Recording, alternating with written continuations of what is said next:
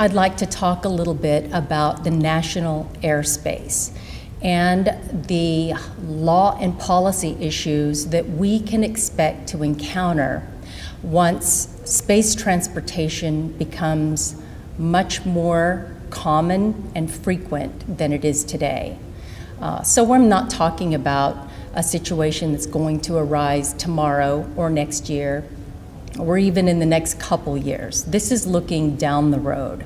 But nevertheless, law and policy issues need to be addressed long before some of these dangerous issues arrive.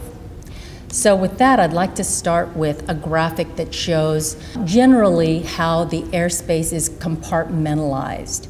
And it is organized in terms of various zones, depending on the density of air travel and the need for separation between aircraft to avoid collisions.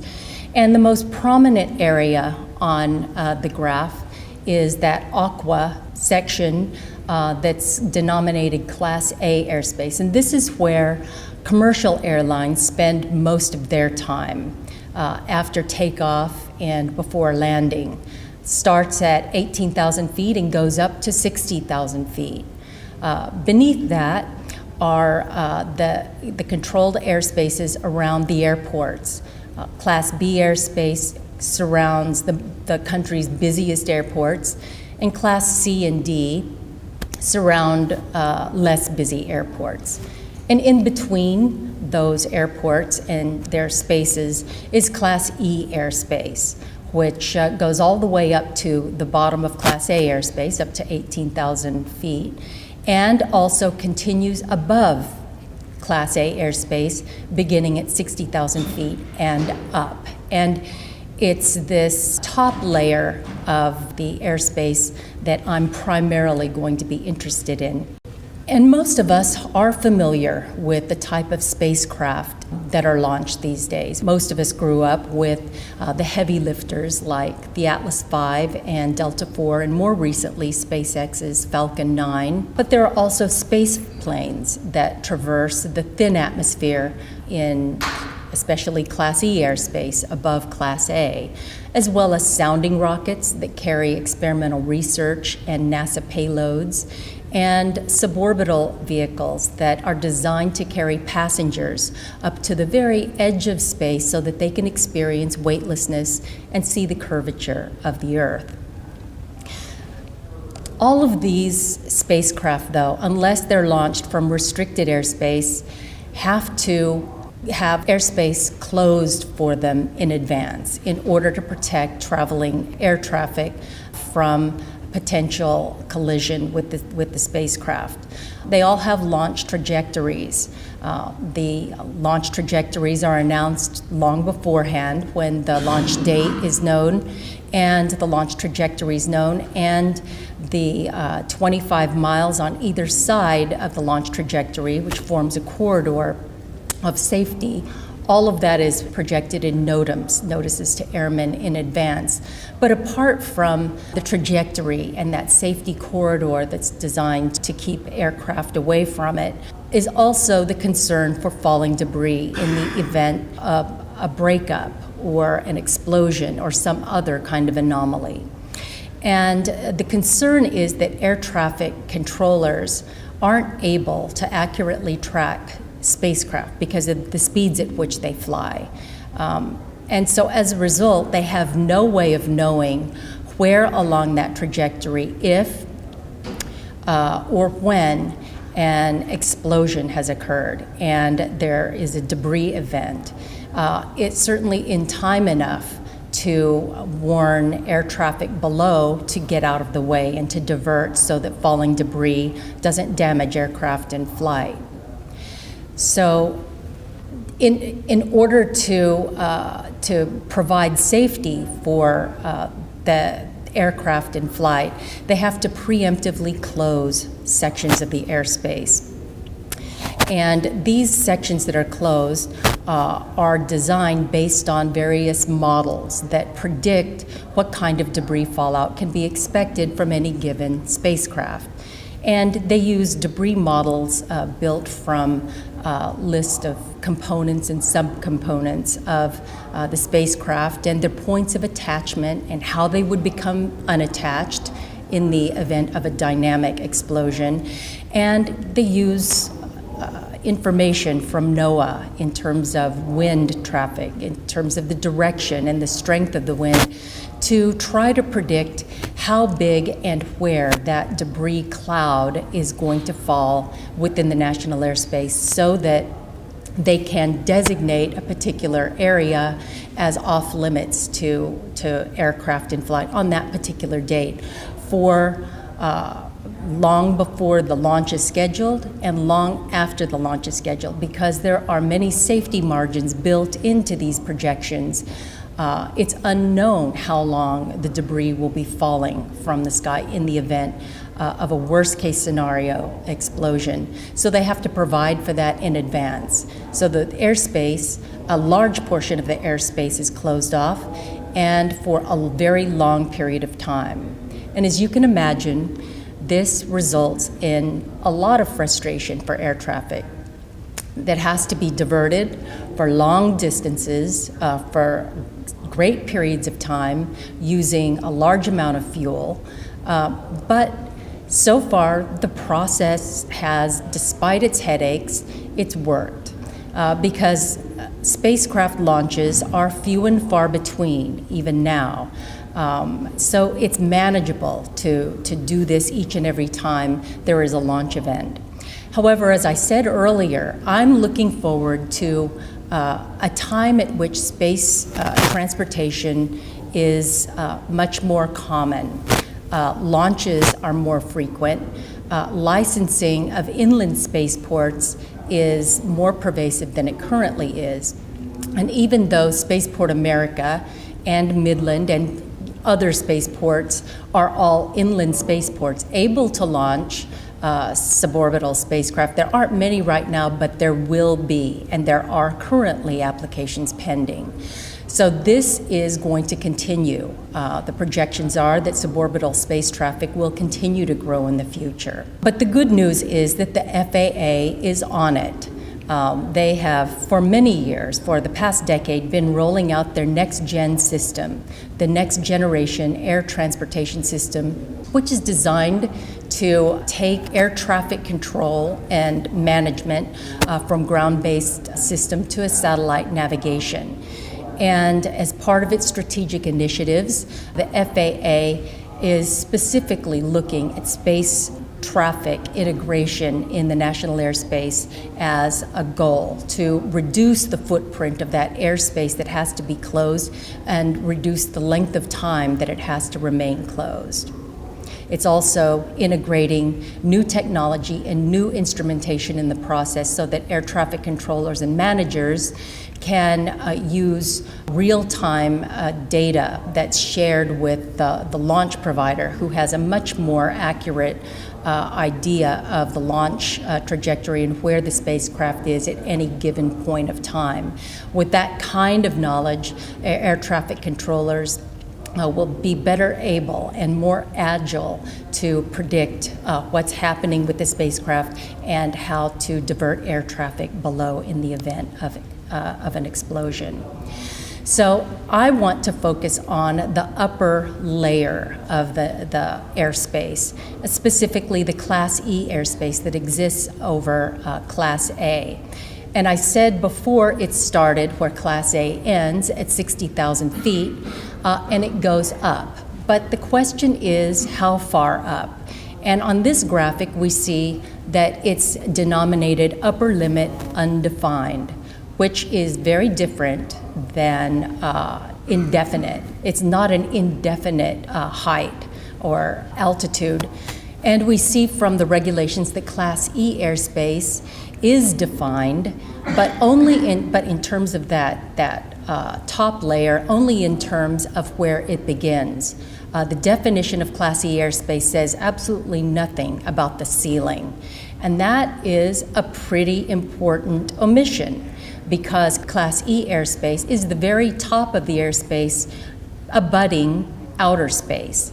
And there's no definition as to when airspace ends and outer space begins? And this is an important question. It's not just an academic point to argue, because different legal regimes apply in both of these spaces. In airspace, the Chicago Convention provisions control, and virtually every country in the world is a party to the Chicago Convention, which has as its prime directive the sovereignty of every state for airspace over its territory.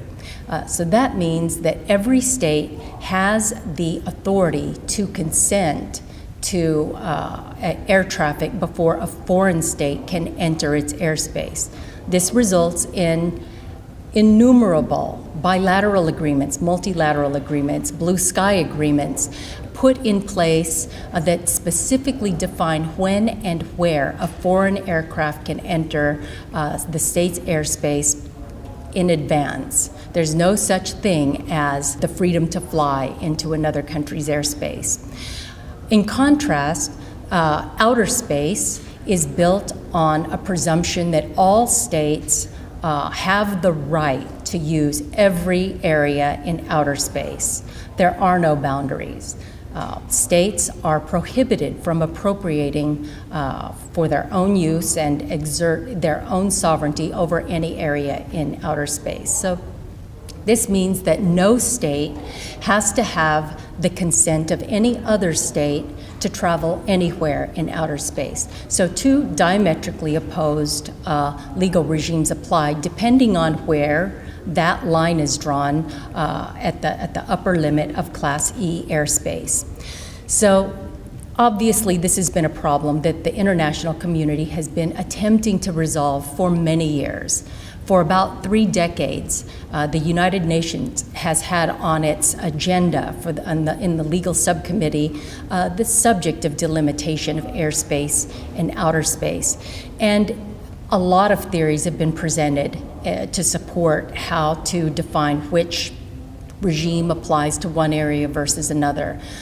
They can be separated into 3 general categories. The first category are those states that want to set a boundary. They want to know with certainty exactly at what point they can exert their authority to keep someone else out. They do that under a number of different theories. The most popular is the aerodynamic lift theory, which uses the definition of aircraft to determine at what point the airspace is no longer able to allow an aircraft to act as an aircraft, for an aircraft to use air resistance in order to achieve flight. At that point, they would say airspace ends and outer space begins. Others look at it from another perspective. They want to define the lower limits of outer space in terms of what's the lowest altitude at which a spacecraft can complete a single orbit around the Earth without being damaged and deteriorated by the atmosphere below. And then there's another section within the spatialists that simply define that altitude of the highest airspace in their national legislation. States like Australia and South Africa and Russia set a predetermined limit, 100 kilometers or 110 kilometers as the upper limits of airspace and the beginning of outer space. The second category of states in the UN that are arguing the issue don't want to set a boundary. What they want to do is determine which legal regime applies based on the function of the particular vehicle that's performing the activity. Looking at that activity and determining, is that a space activity or is that an air activity? If it's point-to-point travel, for example, a spacecraft launches from Los Angeles and lands in Paris, and in between goes into outer space as part of its trip, a point-to-point journey that's envisioned for the future. Air law would control because it's much more like air travel, even though part of the journey takes place in space. The air law regime would apply. Contrast with, for example, a Virgin Galactic flight taking passengers up into outer space or the edge of outer space and then bringing them back down. Even though a large part of that journey takes place in the national airspace, the goal of the journey is to reach space. And it makes more sense to fundamentalist approach states that be categorized as a space activity so that space law applies for the entire journey, not just that part that takes place in outer space. Then the third category of states that are arguing in the UN about this issue are those states that don't believe that a line of demarcation or a definition of the regime should apply. They think that setting a boundary or establishing a regime is a solution just looking for a problem that doesn't exist yet. And in fact, trying to set a boundary before we know what future technology is going to bring that enables aircraft to fly higher and higher in thinner and thinner atmospheres and satellites to orbit lower and lower, it's unwise to set a boundary, knowing that future technology is going to be changing those boundaries. So the FAA, I think there is a good argument to make that in the United States, even though the United States is within that last category of countries that believes that there should not be a stated boundary, and indeed, that is our official position. As a practical matter, the aerodynamic lift theory really applies in the United States. The FAA's scope of authority is dependent on the flight of aircraft and the definition of aircraft. And the definition of aircraft indeed does indicate that it has to sustain its flight through the resistance of air. So arguably, delimitation in the United States is, as a practical matter and by regulation, determined by the aerodynamic lift theory, which generally sets the limit of airspace at what's called the von Karman line, which is roughly 100 to 110 kilometers altitude. And that's generally where you hear that outer space begins, not because it's been agreed or decided on anyone other than a few specific countries that pertain only to that one country, but just because generally that's where aircraft are no longer able to fly, and therefore we generally set that as a boundary. But it's not a legal boundary. And this makes a big difference. It will make a big difference to us in the future because national security is implicated in those upper regions of the airspace, in Class E airspace. In the future, when spacecraft and aircraft reach a point where they may begin to merge, states may be much more concerned about being able to keep aircraft or any kind of craft out of the airspace that extend that high. Their national security concerns are at risk, and they want to know the point at which they have absolute authority.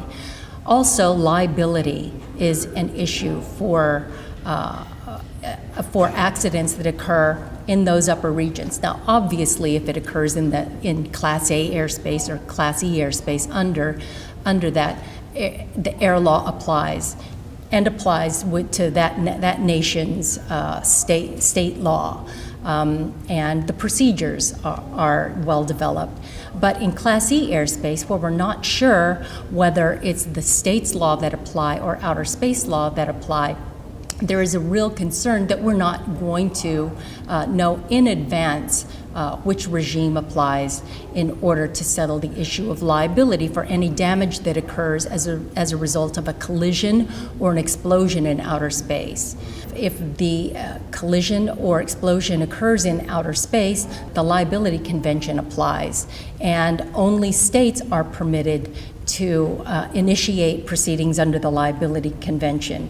Individuals that are damaged by that kind of collision on the ground or aircraft in flight have to rely on their government taking up the cause on their behalf in the international community in accordance with the provisions of the Liability Convention. Absolute liability or strict liability would apply for damage on the ground, but fault-based liability would apply for any damage that occurs in space. But again, national law of any given country could be different than the law that's applied in outer space. So that presents a real issue in the future when there's much more activity going on in Class E airspace.